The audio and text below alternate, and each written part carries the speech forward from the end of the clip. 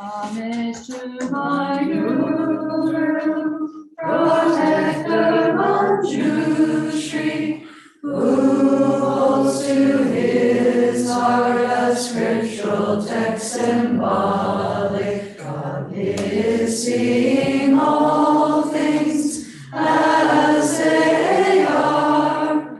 Wisdom shines forth like the sun, unclouded by the two obscurations, who teach us in 60 ways, with the loving compassion of a parent for her only child.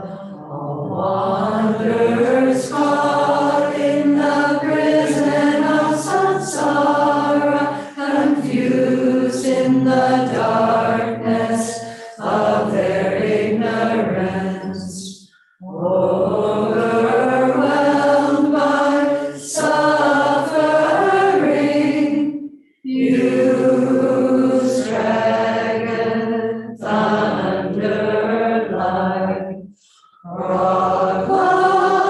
proclamation of Dharma, rouses us from the stupor of our afflictions and frees us from the iron chains of our karma, who wields the sword of wisdom, hewing down suffering when its sprouts appears, clearing the darkness of ignorance.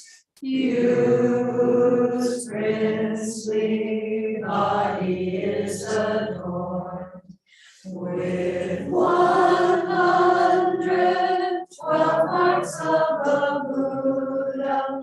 You complete the stages achieving the highest perfection of a bodhisattva who has been pure from the beginning. I bow down to you, O Manjushri. Hold on.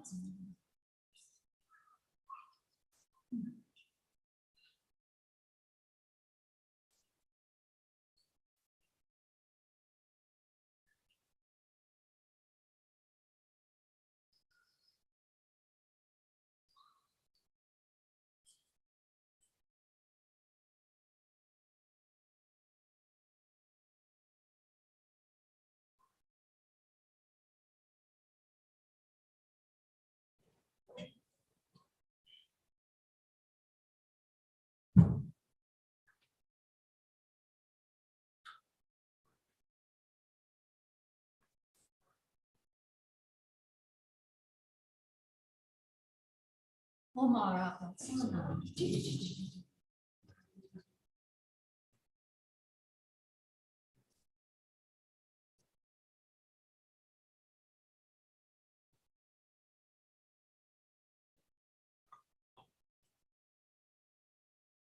With our brilliance of your wisdom, oh, compassionate one, illuminate the darkness enclosing my mind, awaken my intelligence and wisdom, so that I may gain insight into Buddha's words and the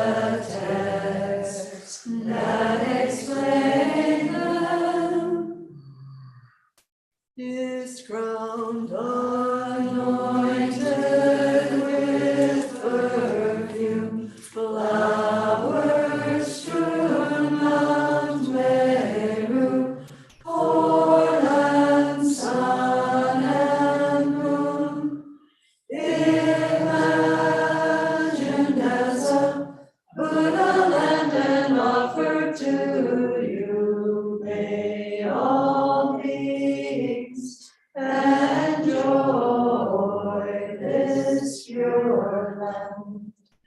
Venerable holy gurus, in the space of your truth body, from billowing clouds of your wisdom and love, let fall the rain of the profound and extensive Dharma, in whatever form is suitable for subduing sentient beings.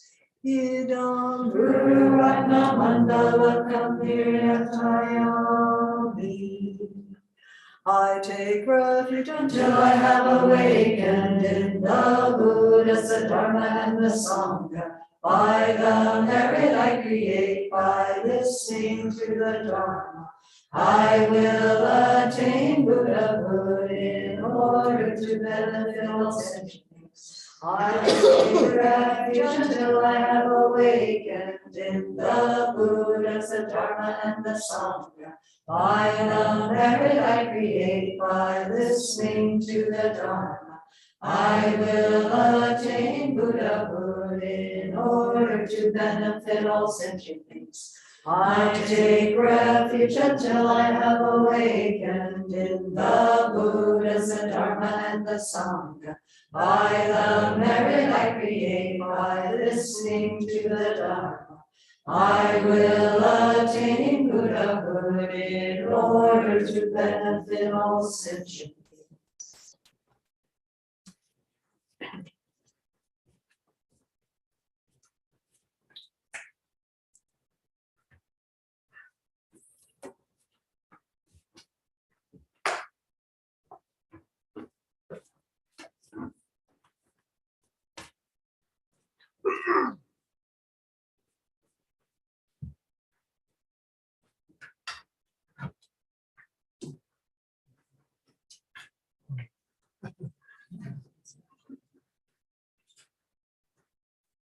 So today, we will begin with page number 107, 107. 107, okay.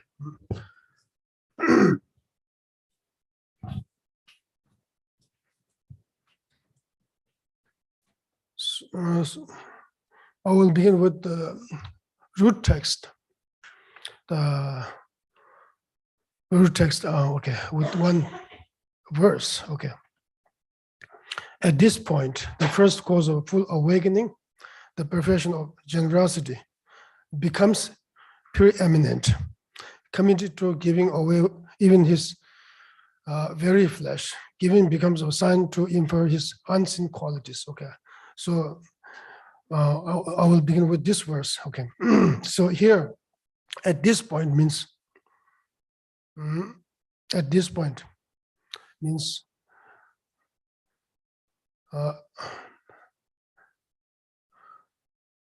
on the first ground of Bodhisattva, okay, a superior path.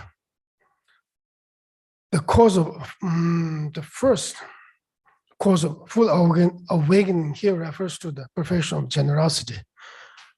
And this perfection of generosity in turn should be understood in terms of I think, in terms of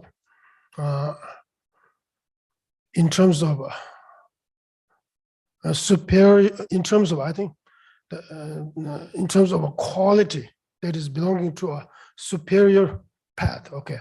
So therefore, it is saying that the first cause in this case refers to the first cause being in the sense of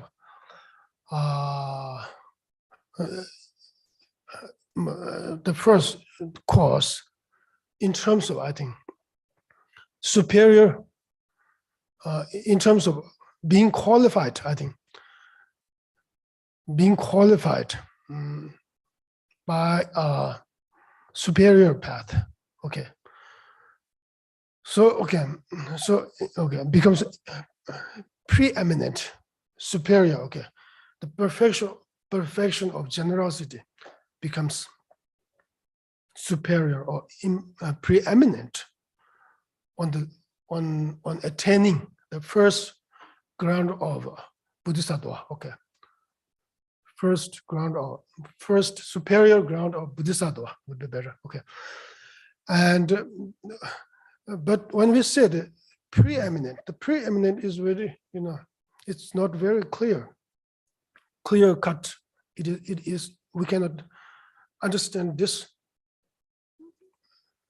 how to say, applying some kind of measure. Okay, oh, this weighs this much, this level is this, this level is there at that point. Okay, his level or is that point, it weighs this much. Okay, rather it should be understood that in this case preeminent is kind of loose term. Okay, but in this case it is, when we usually utilize this term, okay, we should understand this.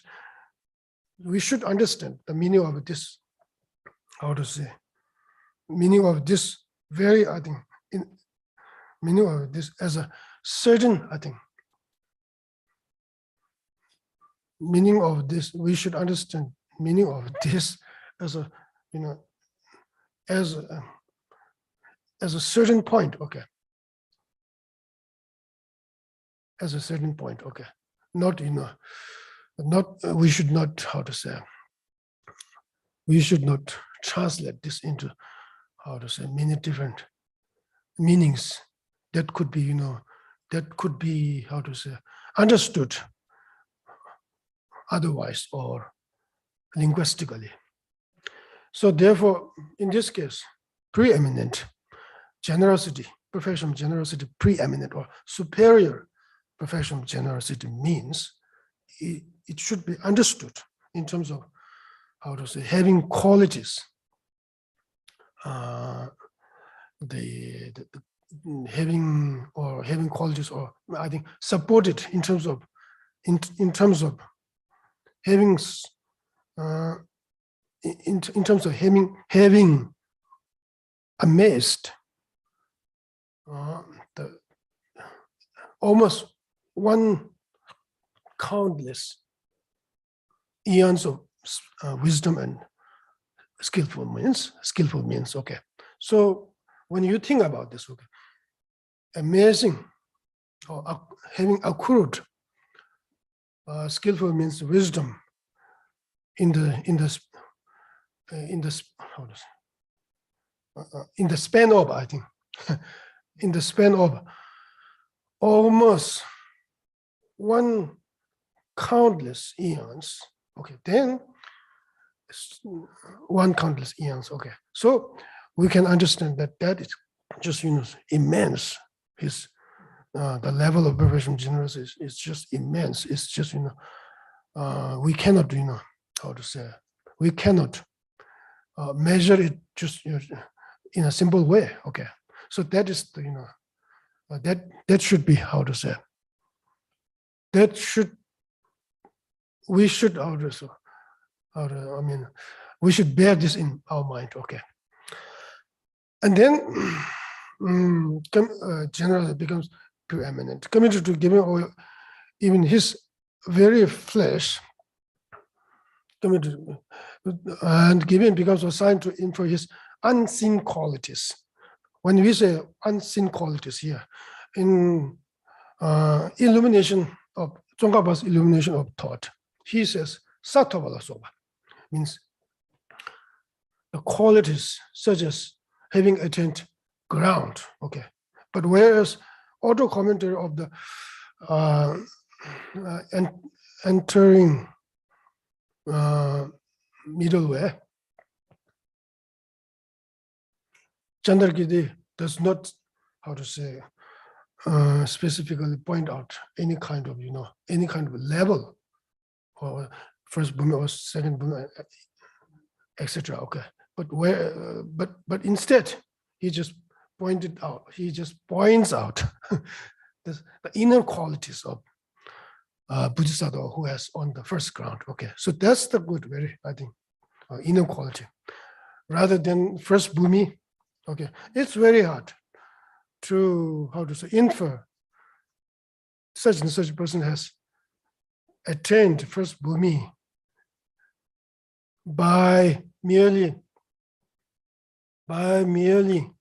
rely on some kind of reasonings, such as that he or she is very generous and extremely committed to giving of his own or her own flesh. That's very, tremendously good, but a little bit too much to prove, I think, to substantiate that such and such person has attained first ground. Okay, so therefore, when you say this such and such person has, in order to prove such and such person has attained first bhumi and second bhumi and so on and so forth, and also he or she is a Buddha, she has attained Buddhahood. These are extremely hidden objects. Okay, Buddhahood, when you say generally speaking, Buddhahood, arhatship, these are not extremely hidden object, but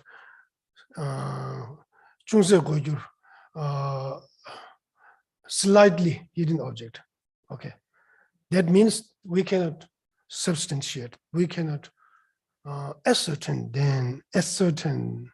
them based on sound reasoning.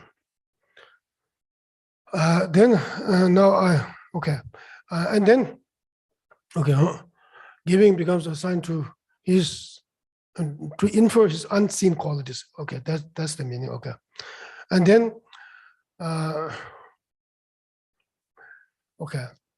when we say when we have 10 perfections. Okay, 10 perfections.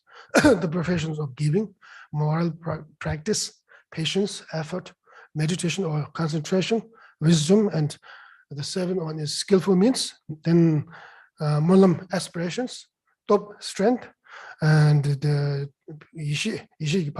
pristine awareness, maybe pristine awareness. I think maybe I don't know how to say pristine awareness.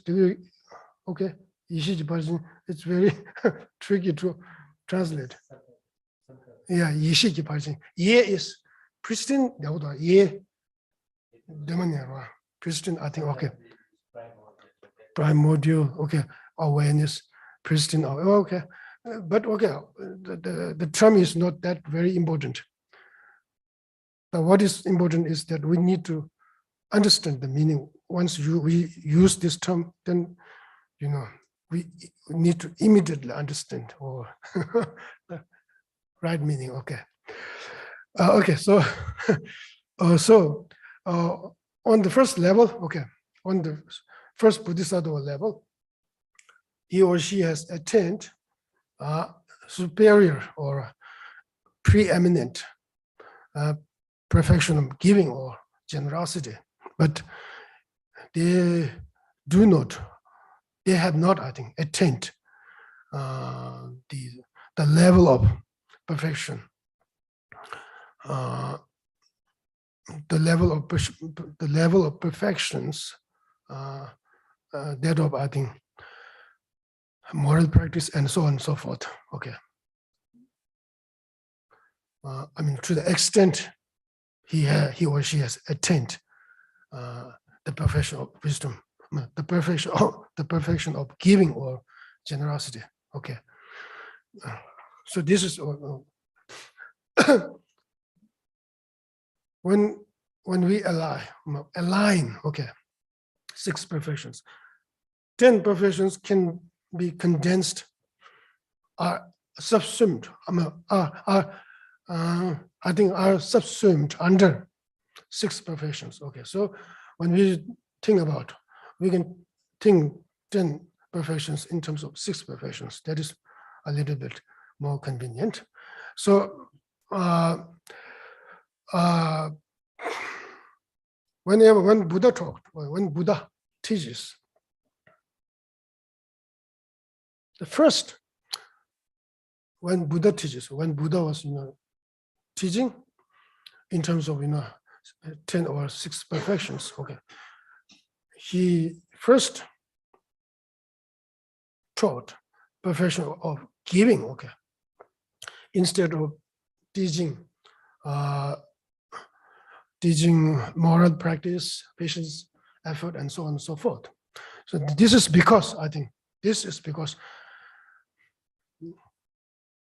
compared to other perfections, generosity is much more, how to say, conveniently,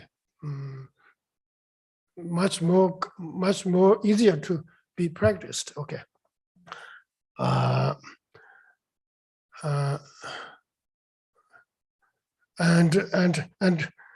not only that, but also we need to, how to say, gather. We need to, how to say, prepare conditions, causes and conditions for conducive causes and conditions for ourselves to be able to train in 3 higher trainings, such as ethics, meditation, and wisdom. Okay, so ethics, meditation, and wisdom. Okay, in order to, how to say, practice ethics, concentration, wisdom. Okay, I mean systematically and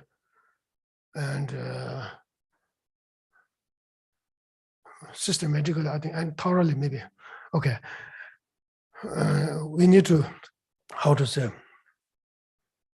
first we need to have, the conducive conditions, causes and conditions. Okay, we need to have conducive causes and conditions at our hands. Okay, so that is okay. That conducive causes and conditions, that conducive, I think, environment, that conducive, how to say, condition is created, produced by generosity. Okay, so therefore generosity is just kind of a basis, or I can say basis or a foundation for 3 higher trainings. Okay, even though they are interrelated, they are, how to say, interrelated, and they how to say, they are interrelated. In order to enhance, and in order to develop generosity, you need to rely on those 3 higher trainings. And in order to develop those 3 higher trainings, you need to also need to rely on the practice of generosity. But generally speaking, the generosity comes first. Okay, I think this will come. Okay, this will come later, I think. Okay, so I am going to read some. Okay, page number, what I say, 107. Okay, furthermore, okay, turn to the page number, please. Okay, 107. Furthermore, on this ground, realizations that remain imperceptible can be informed through his generosity. Okay, that we have also already, how to say, covered. For example, not only is the Bodhisattva dedicated to giving away external belongings, he becomes committed evermore to generosity, giving away even his very flesh. So his giving becomes a sign to infer his inner realizations, such as his attainments, which remain unseen to many others. Okay, so this is the meaning. Okay, so for instance, great compassion. Great compassion can be ascertained through the application of the power effect, or it can be ascertained by inferential cognition through the power effect. Okay, so like this. Okay, I think here, okay, such as his attainments, okay, such as his attainments. What kind of his attainment? Great compassion, great loving kindness, okay, and great sense of responsibility, great affection for, all sentient beings, great equanimity. And then this is similar to inferring the presence of fire on the base of my heart. He said, okay, we say this is a very, how to say, very common. Yeah. Okay. So this, the smoke here is the power of fact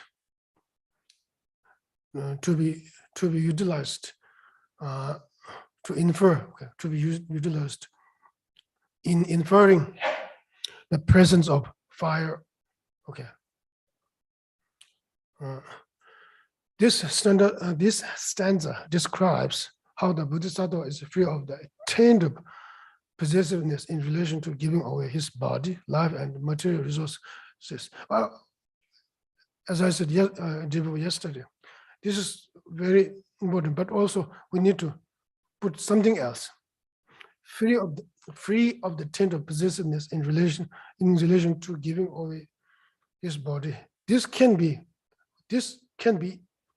an attribute or quality possessed by lower arhats or lower for destroyers. Okay. But here, not only this, but also wholeheartedly, I think, wholeheartedly giving away one's own body, external materials, and not also that speech, mind, as well as all the virtuous activities. For even as he gives this away, his mental state remains steadfast, not wavering in any way. Okay. Now this is the generosity of this is the second division. I think we have 4 divisions, and the first division is, as I said earlier, that this is the second division, the generosity of the lower stations, or the generosity that is practiced by non-bodhisattvas. This is twofold, I think. Generosity brings the happiness of cyclic existence, and generosity brings the happiness of nirvana. Okay, so very important. Happiness of cyclic existence. Generosity brings the happiness of nirvana. Okay, so generosity is very important. It encompasses all sphere of practices. Happiness of cyclic existence. Okay, two lines. Okay, we very, very important. Okay, when we focus on this, each line has many instructions. Okay, so when we okay, so therefore it's not just regular, how to say, writing. Okay, many people write many books. I mean,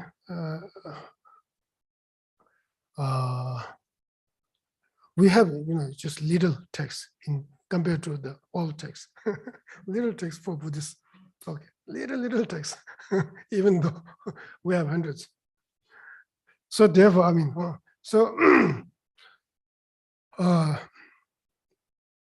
generosity brings the happiness of cyclic existence. Generosity brings the happiness of nirvana. Okay, so cyclic existence. Okay, generosity brings the happiness of cyclic existence. Okay, page number 108, I think. All living beings eagerly yearn for happiness. Yet for humans, there's no happiness without resources. Material resources, in turn, come about from generosity. Knowing this, Buddha spoke on generosity first. Okay.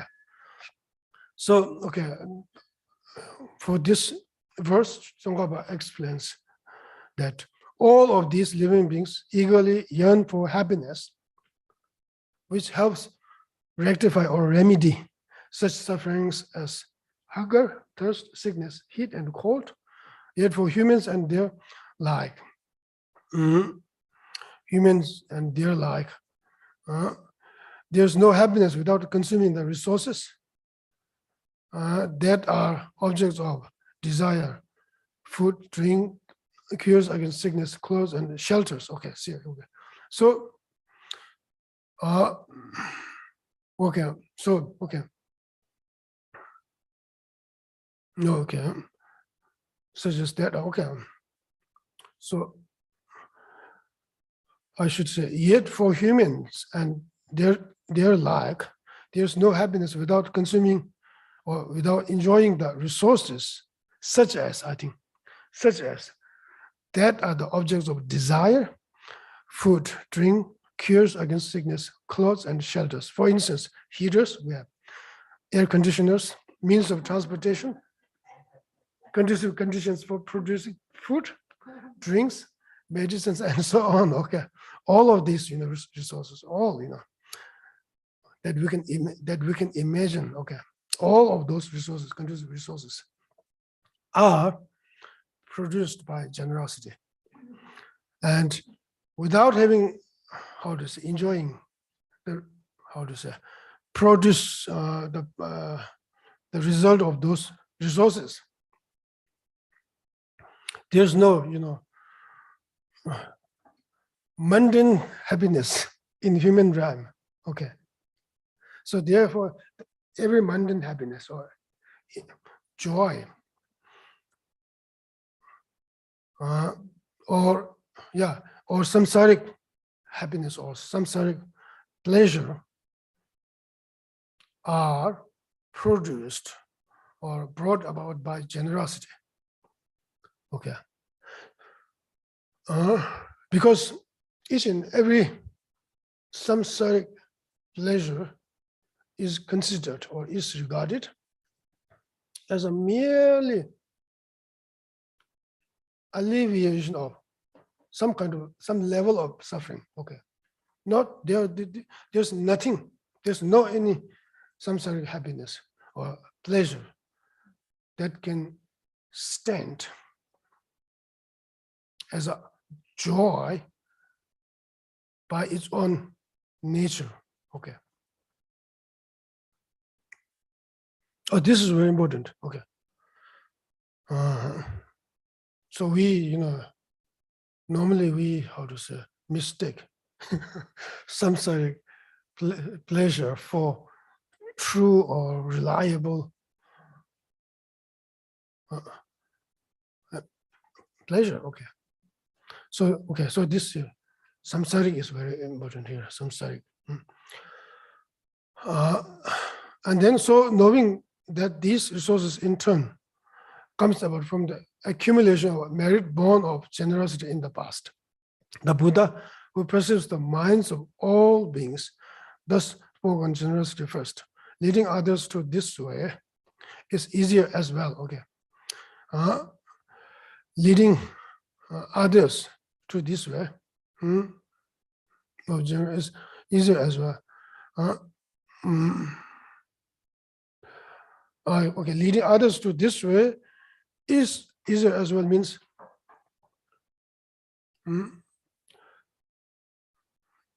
that the practice of compared to the practice of ethics and so on, the practice of generosity is easier. Okay. Leading others to this way is easier as well. Is that clear in English? Leading others to this way is easier as well, but it should mean that the Buddha taught generosity first. Okay, prior to teaching ethics of forbearance and so on and so forth.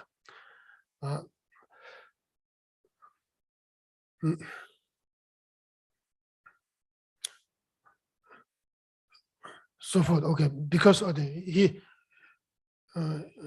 reason. Okay, the reason for Buddha giving teaching on, giving teachings on generosity at first or prior to other teachings is that I think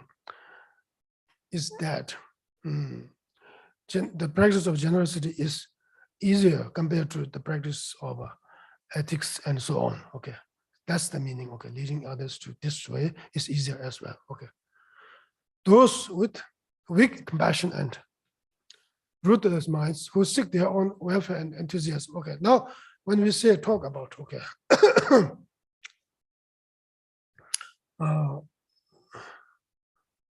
generosity, okay, when we talk about the generosity, we talk about generosity, having generosity being, okay,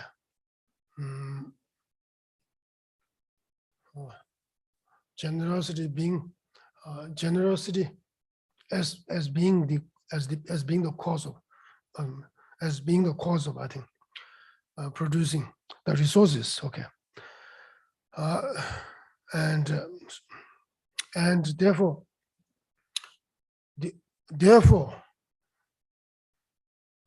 the sentient beings, therefore the ordinary sentient beings who do not have, great compassion, and also also having the ruthless minds, okay, they also enjoy, okay, resources, okay. So therefore, okay, I mean, they can also accumulate generosity, okay. For instance, when they have, some kind of knowledge that the conducive resources are produced by generosity, okay, then they, how to say, instinctively or voluntarily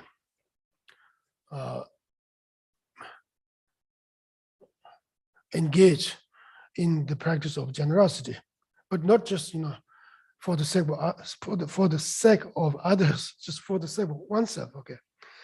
And then even in this case, okay, even in this case, such person, okay, when such person is, of course, engaging in generosity, that particular generosity also, how to say, brings about the favorable resources, okay. So this is saying here, compassion and rooted in mind, who seek their own welfare with enthusiasm, even for them, the wealth they desire will come, okay, from generosity. Of course, that relieves suffering, okay. See here, Tsongkhapa says, one might wonder, in order to obtain excellent material resources through the act of generosity, must the giver be perfectly aligned with the criteria of authentic generosity? This is not necessary, okay. The answer is not necessary, okay. The giver does not need to be perfectly aligned with the criteria of authentic generosity or authentic motivation. This is not necessary, okay. We should even respect a merchant who seeks greater, okay, wealth by giving over a small portion of his wealth, or someone who gives to a beggar in hopes of producing greater wealth. Such givers are unlike the bodhisattvas who, under compassion's sway, do not aspire for the fruits of giving, but give, celebrating, or enjoying the joy, I think. That is the wish to give, okay. Now, an ordinary giver may be not only weak in compassion, he may even possess a ruthless mind toward other sentient beings. He may seek an enthusiasm, his own welfare, such as birth in the higher realms, That is to say, he may make his pursuit of self-interest his guiding principle. Okay, that is it. Even for them, it is from generosity, a generosity whose only positive quality, turning away from clinging to resources, is based on an expectation of the fruits of generosity. That wonderful and excellent wealth, their desire will come about. Okay, this is the. In this way, such generosity can become a cause that relieves the suffering of hunger, thirst, and so on. Okay, so this is also generosity is taught at first. Okay, because this is also suited to the receptacles who are very ruthless. Okay, and self-centered, and do not care about other sentient beings. Okay.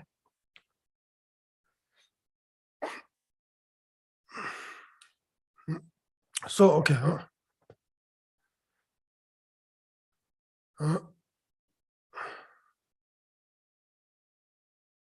Now, I think page number 109. Generosity brings the happiness of nirvana. Okay, so now this is the second, I think, division. Okay. Generosity brings the happiness of nirvana. Okay. Now, when this is all talking about, the benefit of generosity. Okay. The benefit of generosity can be, how to say, experienced within the samsara, and the benefit of generosity can be of nirvana. Okay, it can be of nirvana. Okay, joy of, I think, the true joy of the cessation of all afflictive emotions.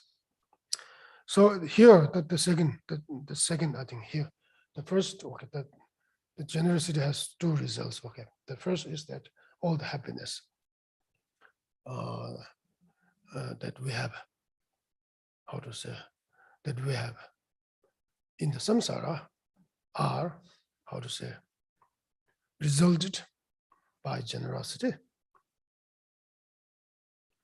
Okay, pleasure and happiness both. Okay, and then in this case, the nirvana. Okay, in this case, the happiness of nirvana. Okay, this is also resulted by generosity. Okay, so here the one the verse, generosity brings the happiness of nirvana. Indeed, it is through the practice of generosity that he will swiftly at some point meet the Aryas. Okay, he will then cut clean the continuum of cycle existence, and as a result, he will journey to the state of peace. Okay, this is the verse. Okay, from root text. So now the commentary on this verse. Okay, Tsongkhapa says, okay, indeed, with respect to one who, while divorced of, disassociated from compassion, devotes himself to generosity to secure his own happiness and relieve his personal suffering. The commentary states, okay. Okay.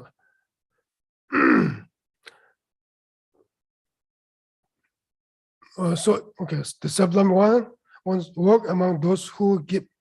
So,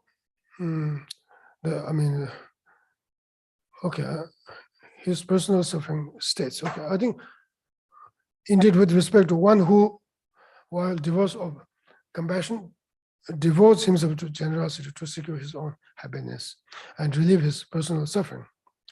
The sublime ones work among those who give. Okay, that's the sublime ones, the superior beings would come to the givers, okay, and receive the, how to say, receive his, material or things that he is giving, okay. And then at that point, there's a meeting, okay, taking place between the giver, ruthless giver, and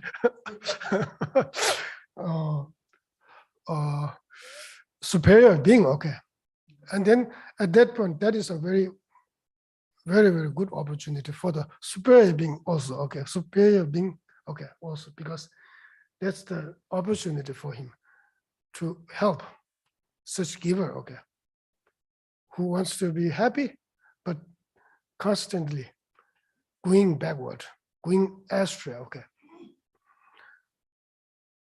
Then, okay, at that point, okay, at some point, meet with the fortune of encounter. Then from having such a sublime being, okay, then once they meet, okay, then the superior being would teach the disadvantages of samsara or cyclic existence, and the advantages or the benefits of the nirvana, okay. Thus, I think that person, okay, with ruthless mind, how to say, become more, how to say, subdued, I think, first, okay, subdued, and would think that, oh, maybe my usual thinking is wrong, okay, my usual thinking about the world is wrong, and the actual happiness I'm seeking is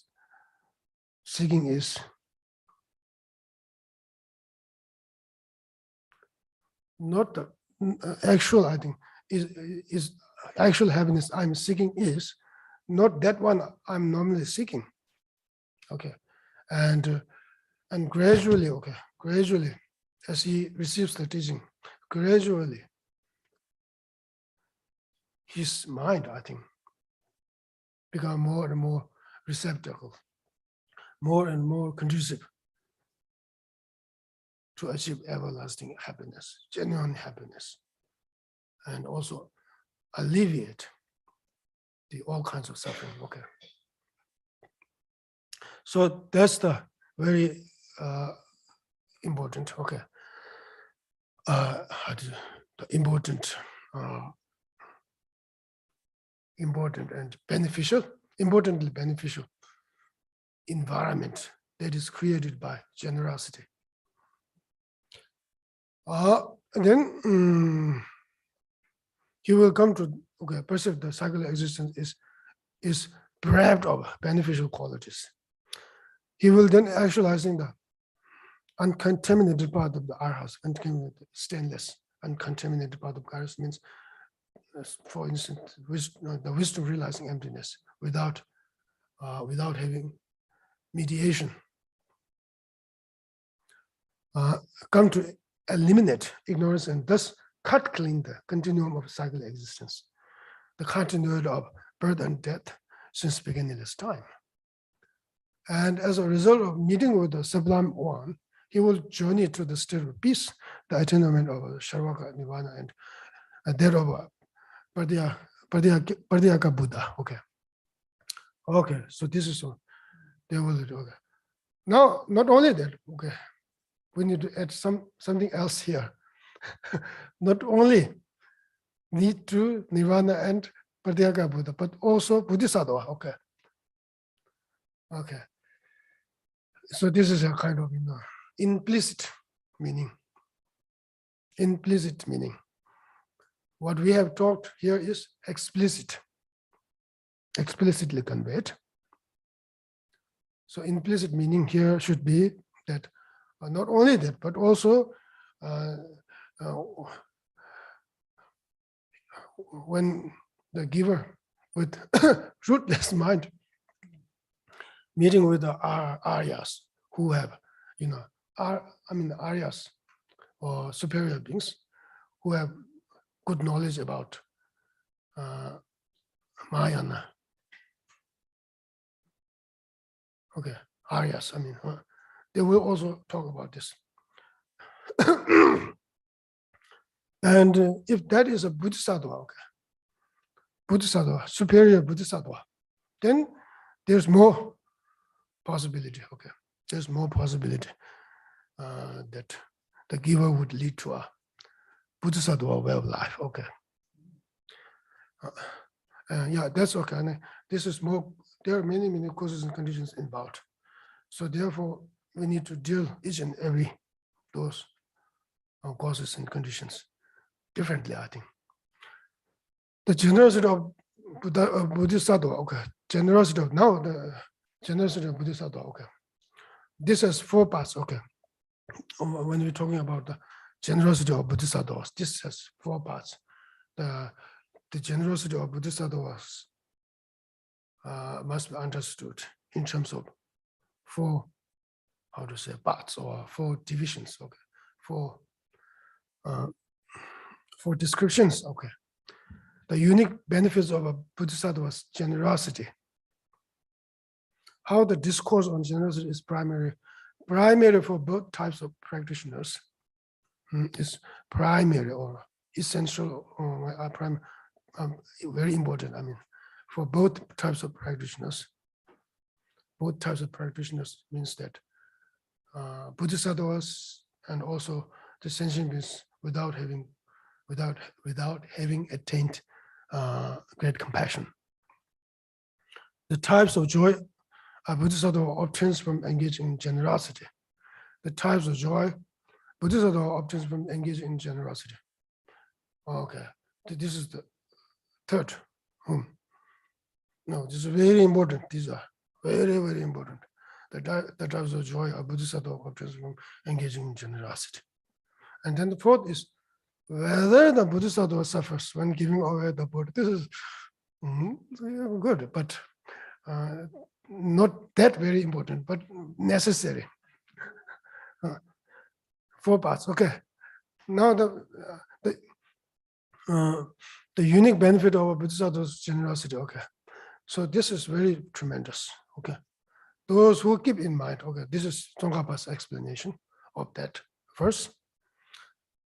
The unique benefit, those who keep in mind their pledge to help sentient beings without much delay, attain joy through their generosity. Those who keep in mind their pledge to help sentient beings without much delay, attain joy through their generosity. Non-Bodhisattvas do not invariably enjoy the happiness that is the fruit of their generosity immediately after the act, that is to say, simultaneous with the recipient being satisfied through that giving, okay. Because they do not see the fruits of their giving directly, okay. They may not continue to engage in generosity. In contrast, Bodhisattvas who keep in mind their pledge to help sentient beings, page number 110, okay, beings in the long run and to bring about their happiness in the immediate term, seeing the feeling of satisfaction brought about in the recipient through their generosity, they will without much delay attain supreme joy as the fruit of their giving, okay. As they experience such fruits of generosity, they will continue to delight in giving at all the times, okay. So, okay, this is very important, okay.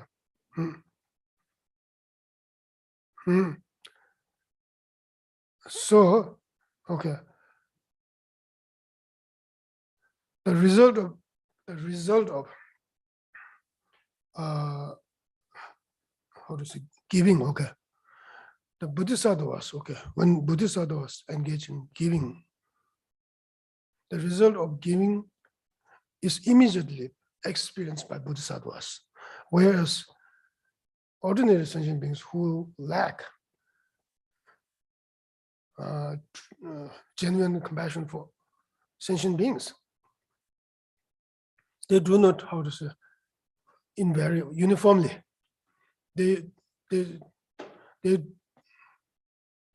uniformly do not, I think, how to say, entertain such joy, okay. Enjoy, I think. Be entertained by such joy, okay. I need to correct. Be entertained. Okay. Okay, so okay. So this is very important. Okay.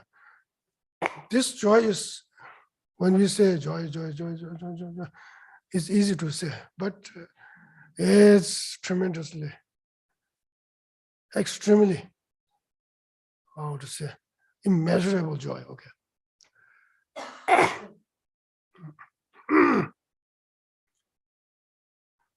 Okay. Yeah. Okay. So therefore, once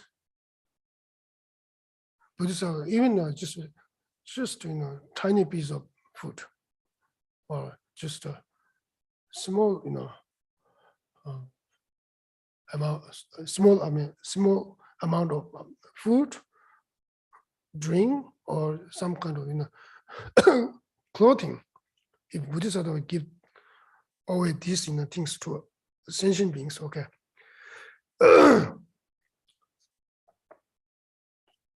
Okay.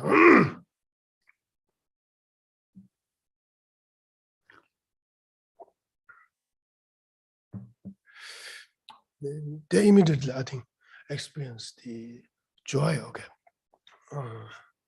Yeah. Yeah. Immediately experience the joy. Okay. By giving, such, tiny possessions. Okay. I think, okay. Then,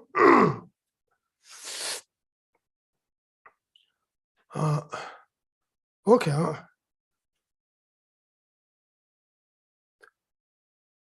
Okay. Then, okay. I will, yeah. Okay.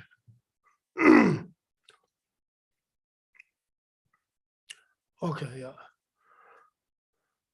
See, it's not about how much you think you give. It's about your concern. Okay. It's about your concern, I think. Okay. Concern, I think. So therefore, I think they immediately, Bodhisattvas immediately experience the result of giving. Okay. So that in turn, okay, how to say, that in turn, I think, that in turn encourage, okay, Bodhisattva himself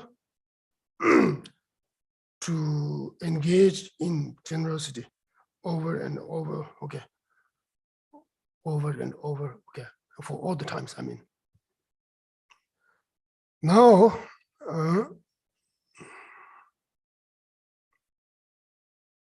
okay,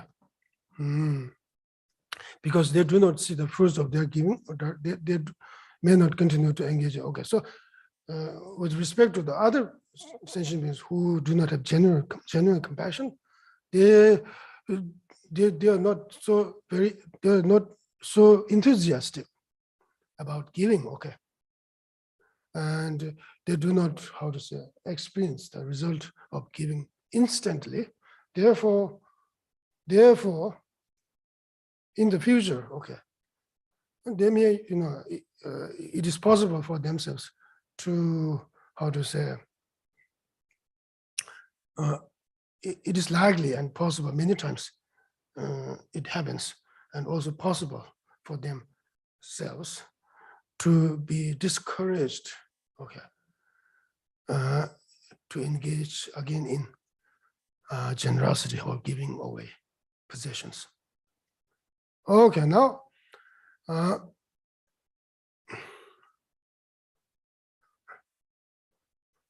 okay, then, seeing the feeling of satisfaction brought about in the recipients through their generosity, they will, without much delay, attain supreme joy as the fruit of their giving. Okay, and as they experience such fruits of generosity, they will continue to do. Okay, that's in giving at all times. Okay. How the discourse on generosity is primary for both types of practitioners, since it is for both the compassionate and the one who is not. This discourse on generosity is primary. Okay. Now here, how the discourse on generosity is primary for both types of practitioners, bodhisattvas and also the sentient beings who do not have genuine compassion for sentient beings. Okay. Since it is for both the compassionate and the one who is not, this discourse on generosity is primary. Okay. Why it is primary? Primary means very important in this case, very important and necessary, essential. Essential for all, I mean. Since, as explained above, generosity brings forth all the happiness of birth in the higher realms, as well as that of the definite goodness of all beings, of both the bodhisattva who is compassionate and who is not an embodiment of compassion. This discourse on giving is primary in that it is the most important. Okay, since I explained about generosity brings forth all the happiness of birth in the higher realms, not only birth in the higher realms, but also in the lower realms. Okay. So this is very, I mean, the faithful translation. I'm not talking about translation. In original text, Tsongkhapa also says that generosity brings forth all the happiness of birth in the higher realms. Okay. When he says this, we need to also understand that the happiness of birth in the higher realms as well as lower realms, okay, in all 6 realms, okay. That of the definite goodness, okay, definite goodness means that non-reversible. The cessation of imprints of, I think, afflictive emotions is irreversible. So therefore, it is termed as definite goodness.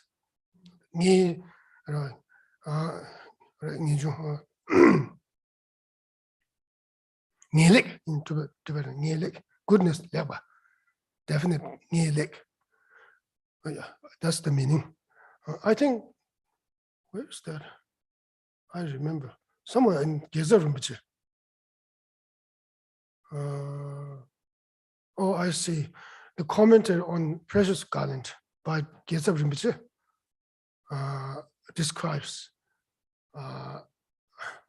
definite goodness in terms of irreversible, okay, cessation.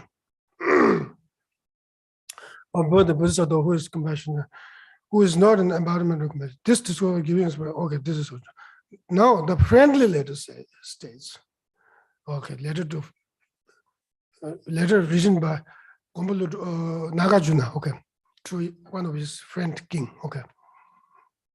Knowing wealth to be fickle and devoid of essence, pray, engage in giving perfectly to the monks, to the Brahmins, to the hungry, and to your friends. There's no greater friend to your next life than generosity. Very, very heavy teaching, I think.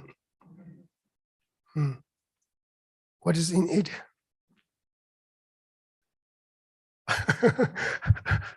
Don't conceal it, reveal it. Okay. In Tibetan, it's okay. I think this 3, okay. The resources such as food, I think. Resources such as food, drink, clothing, okay, and all of those resources are not everlasting, okay. Therefore, they are fickle here, change from time to time, I think, as not being able to satisfy the desire.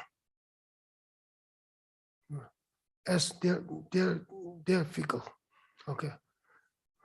The resources such as food, drink, and clothing, and so on and so forth, are not everlasting and fickle. So therefore, they are not able to satisfy the desire. Okay. They are not able to satisfy the desire. So therefore, they are devoid of essence. Okay.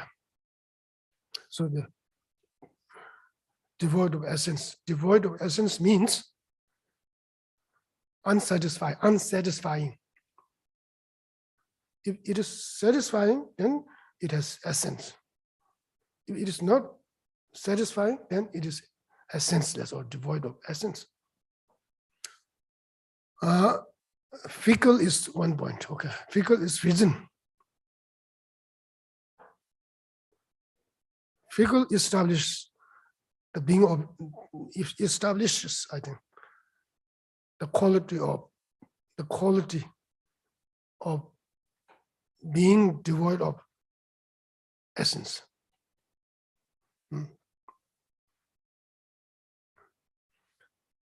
Okay. Okay. So okay.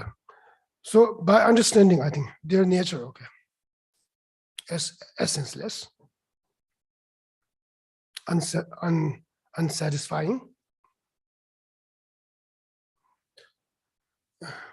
You should give away. I think also you should engage in generosity.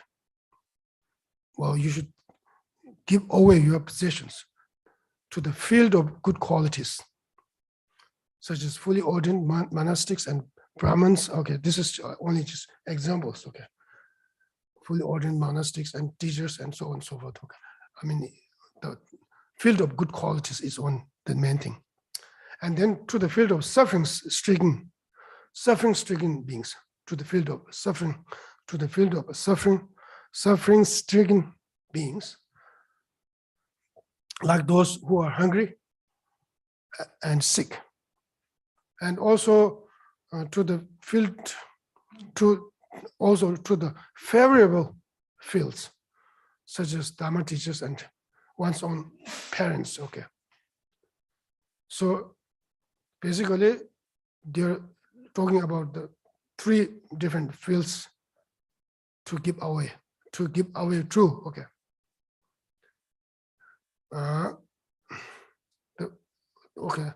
The field of good qualities, in Tibetan, such as fully ordained monastics, in this case Brahmins, but it is not limited to Brahmins. Okay, many more. Okay, and then to the field of suffering-stricken beings, such as hungry sentient beings, sick sentient beings. Okay, and also those favorable fields. Okay, the third one, like Dharma teachers, one's parents, and so on. Okay, so so therefore, there's no greater friend to your next life than generosity is the main point here. See, okay.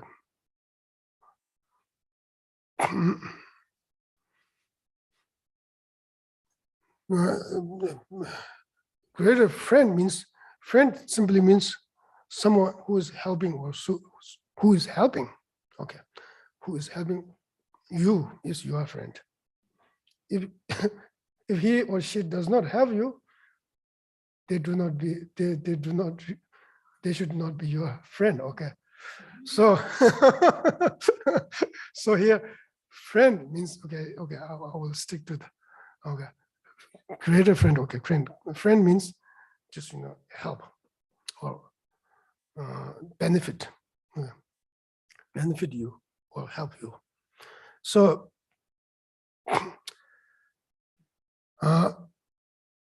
if you engage in generosity, okay, during this during your lifetime, this generosity will become the best friend for your next generation. Okay, because it will provide all necessities. Okay, favorable necessities.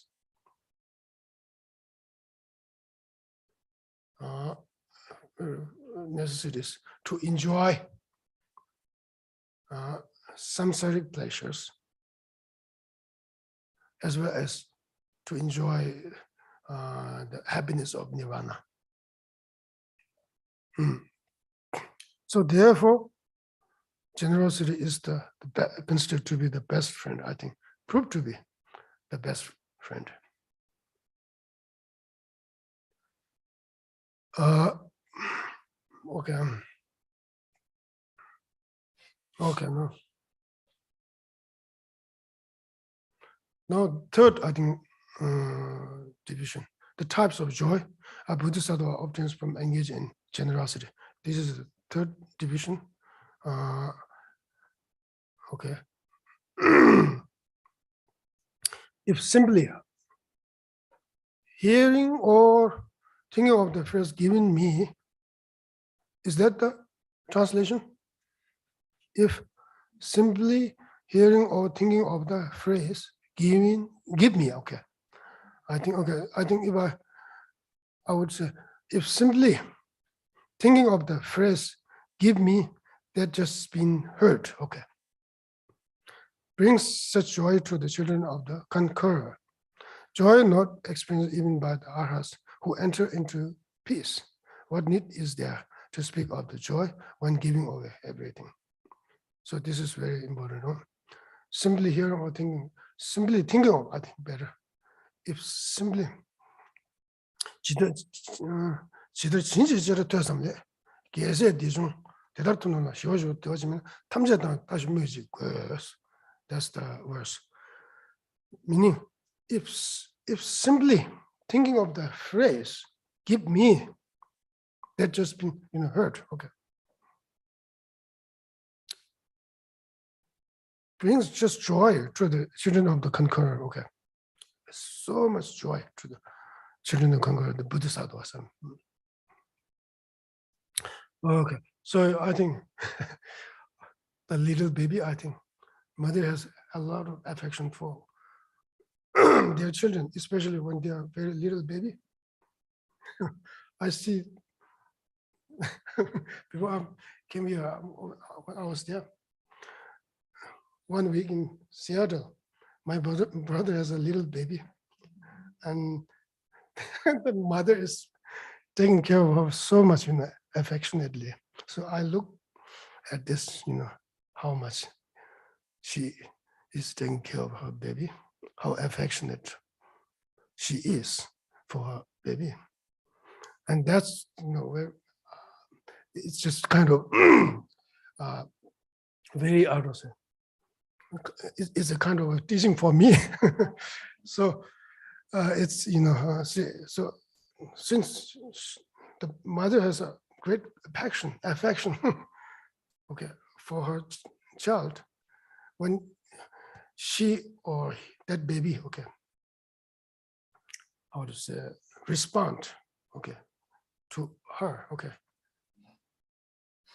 the mother feels very, mother feels, I think,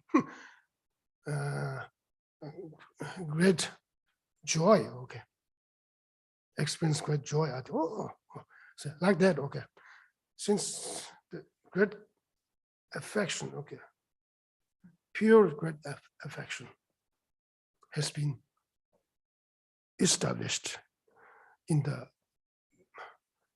mind of Bodhisattvas, okay. Whenever they think of the sentient beings, okay, and then whenever they see the sentient beings reacting to themselves, okay, those Bodhisattvas, they would, instinctively feel joyful. I think feel joyful. I think, I mean, greatly joyful. That feeling of great joy is due to their great affection, okay, for sentient beings. That is, that is how to say, that is built up, I think, systematically. Okay, now one may ask,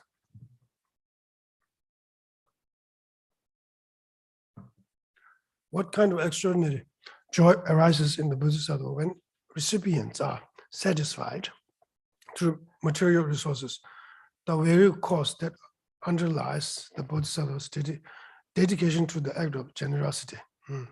If simply here on thinking about the meaning of the phrase, give me, this is the Tsongkhapa's commentary. Okay, I'm reading the Tsongkhapa's commentary of the root text. If simply hearing or thinking about the meaning of the phrase, give me, brings such joy to the children of the conqueror, giving rise to the thought, they are asking something from me. They are asking from something. Okay, means that they are relying on me. If he or she finds someone who relies on Bodhisattva, okay. If Bodhisattva finds, okay, someone who who is relying on Bodhisattva, okay, they feel very joyful, okay, because I think because out of such a affection that Bodhisattva has attained through systematic trainings. Okay, now such a joy is not experienced even by the arhat. Oh no, even by the arhats who entered into the state of peace, the experience of nirvana. So this is very, very important, I think. Such a joy, okay. Such a joy is not experienced even by the arhats who entered into the state of peace, the experience of nirvana, okay. So this is very much, I think, emphasis, strong emphasis. Okay. So we also need to, reflect on this and digest this. And if you have some kind of, doubts, qualms, whether this is true or not, then we will talk about this, okay, during the discussion time maybe. If this is so, page number 111, what need is there to speak of the joy when giving away everything, both internal, external, and satisfying the recipient in such a manner that this engenders, give rise to, I think, joy greater than that of the bliss of tranquility. There's no need at all, I think. Okay. So, okay, I think this is clear. If that is the case, okay, then there's no doubt that he will also experience tremendously great joy when it comes to Bodhisattvas seeing, okay, that from his giving away, from seeing that the satisfaction, I think, satisfaction that is experienced by the receiver from his giving away, or from his giving, okay.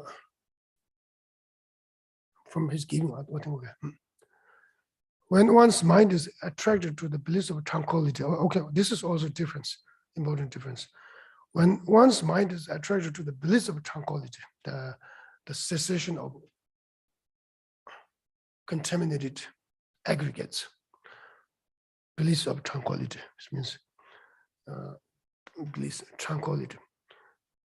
That's to the bliss of, the bliss of tranquility here.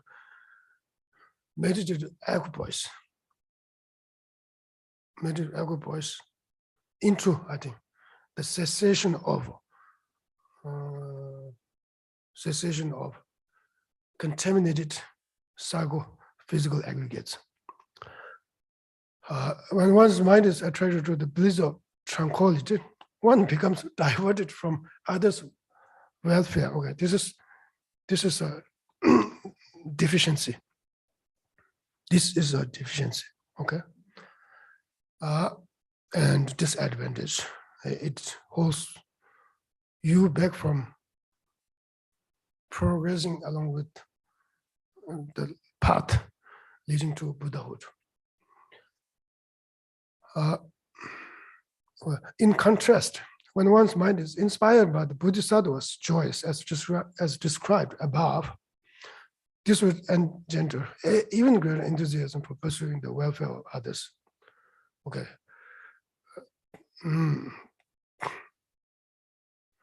In contrast, when one's mind is inspired by the Bodhisattva's joys as described, okay, you see, satisfaction, the experience of joy based on, I think, benevolent, I think, attitude.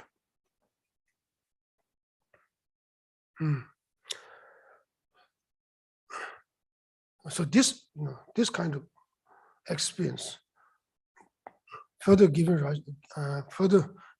rise to greater enthusiasm for pursuing the welfare of others. So there's a difference between those two. Okay, this is important to how to say, think about. Okay, from time to time. Now the fourth division.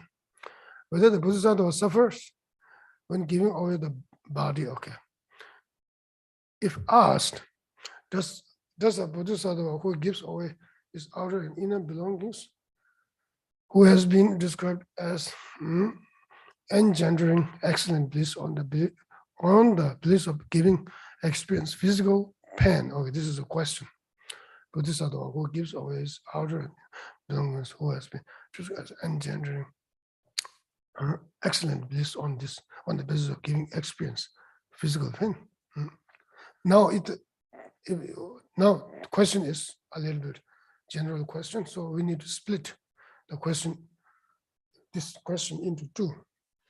The first one is, now if the question relates to the great being that has attained one of the Bodhisattvas, Bodhisattva here means superior Bodhisattva grounds. Okay, superior. When we're technically talking, the accumulation part, Mahayanic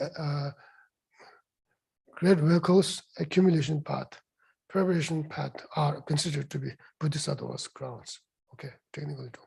But so therefore, technically speaking, superior, I think, superior. Okay, to the great being that has attained one of the Bodhisattva superior Bodhisattva grounds, then like the chopping up of inanimate objects, he experienced no physical pain. Okay, so this is the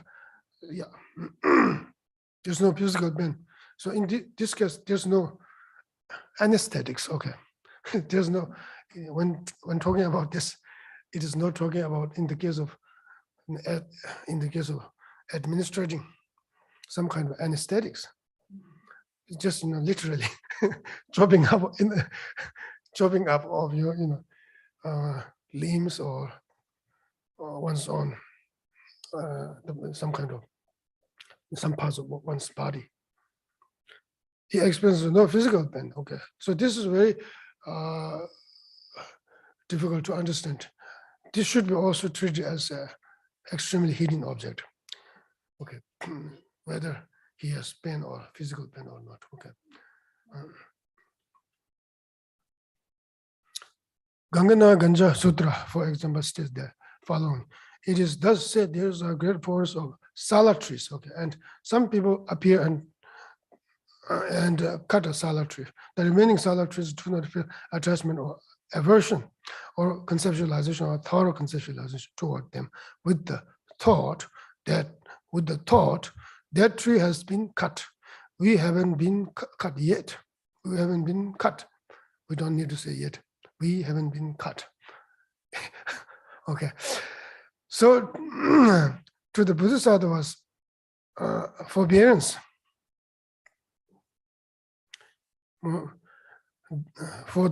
So to the Bodhisattvas, forbearance, that particular Bodhisattva's forbearance, that resembles forbearance, that resembles this, which is thoroughly trained for, thoroughly trained forbearance is most excellent and is equal to space. Okay, so this namgazuki thing is in Tibetan. Papa namgazuki thing is we say. This quotation is telling that when it comes to Bodhisattvas who are on the first superior ground,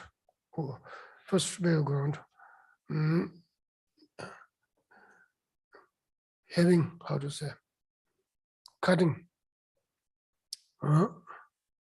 or cutting up, I think, or chopping up of his own, parts of physical body.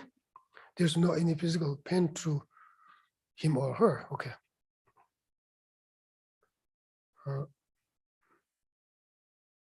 It is like, it is just like, you cutting your own vegetable. Okay. You have your own vegetable. Okay.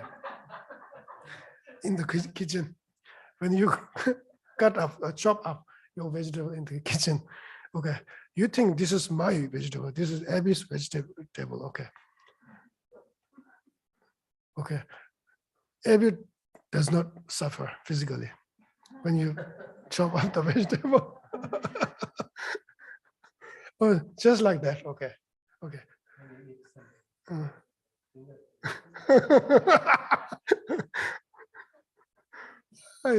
Okay. Okay.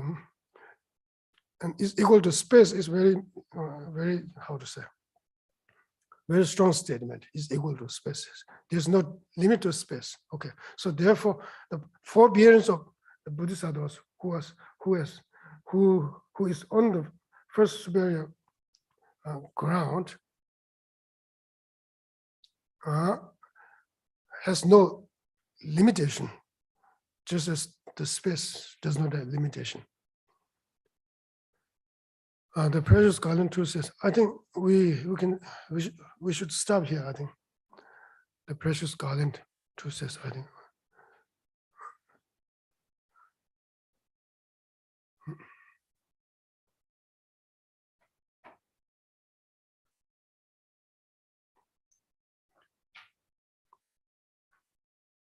May the spiritual teachers who lead me on the sacred path, and all spiritual friends who practice it have long life. May I pacify completely all outer and inner hindrances. Grant such inspiration, I pray. May the lives of the venerable spiritual mentors be stable, and their virtuous actions spread in the 10 directions. May the light of wholesome teachings dispelling the darkness of the beings in the 3 worlds always increase. Idam Guru Ratna Mandalakam Niryatayami. Due to this merit, may we soon attain the awakened state of Guru Buddha, that we may be able to liberate all sentient beings from their suffering. May the precious Bodhi mind, not yet born, arise and grow. May that born have no decline, but increase forevermore. In the snowy mountain pure land, you're the source of good and happiness. Powerful Tenzin Gyatso Chenrezig, may you stay until samsara